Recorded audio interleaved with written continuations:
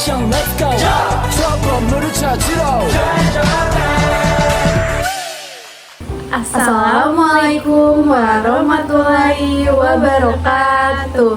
Halo, aku Navita. Aku Aziza. Kami dari kelompok 11 Akan memaparkan materi mata kuliah akuntansi Islam yang berjudul Akuntansi Zakat. Nah, yang pertama di sini saya akan menjelaskan tentang pengertian zakat, infak, dan sedekah. Pertama ada pengertian zakat. Zakat merupakan suatu kewajiban muslim yang harus ditunaikan dan bukan merupakan hak sehingga kita tidak dapat memilih untuk membayar atau tidak. Artinya zakat itu adalah dalam hukum Islam yaitu wajib bagi yang mampu. Kemudian ada infak.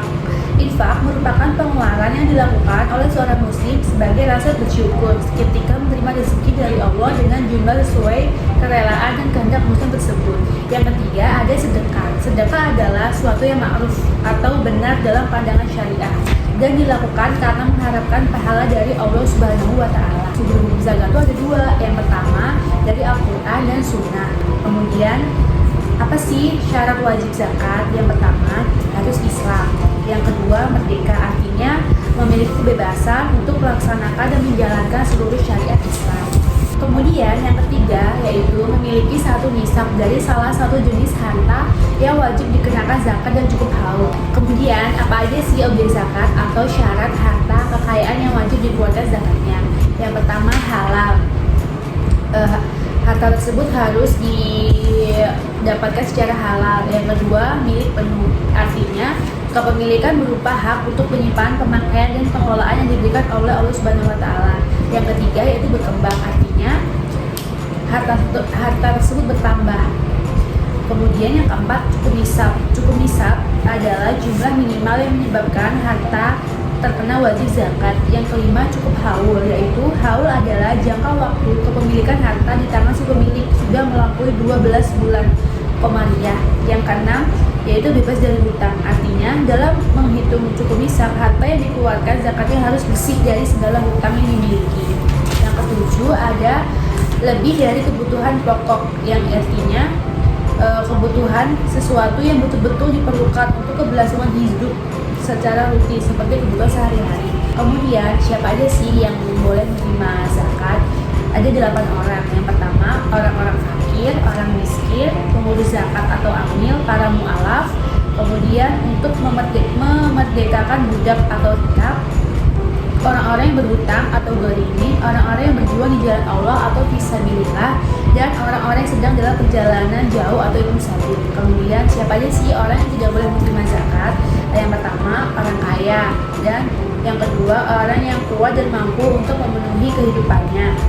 Ketiga orang-orang kafir. Yang keempat bapak, ibu, kakek, nenek hingga ke atas, atau anak-anak hingga ke bawah, atau istri dari orang yang mengeluarkan zakat karena nafkah mereka di bawah tanggung jawabnya.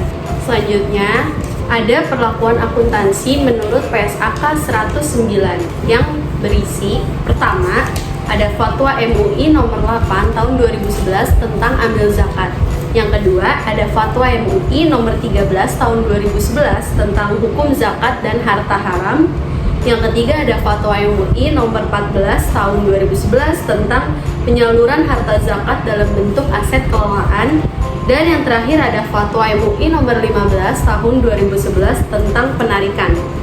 Yang kedelapan ada laporan keuangan amil menurut PSAK 101 yang berisi laporan posisi keuangan pada akhir periode, laporan perubahan dana, laporan perubahan aset kelolaan, laporan arus kas, dan CALK atau catatan atas laporan keuangan. Selanjutnya ada akuntansi amil menurut PSAK 112. Amil dalam melaksanakan tugasnya tidak hanya mengelola dana zakat loh, tetapi banyak juga yang berperan sebagai lembaga sosial. Contohnya, kayak dana zakat harus dipisahkan dengan dana infak atau sedekah karena dana zakat memiliki ketentuan syariah dari mustahiknya. Selanjutnya, yang ke-10 dana zakat.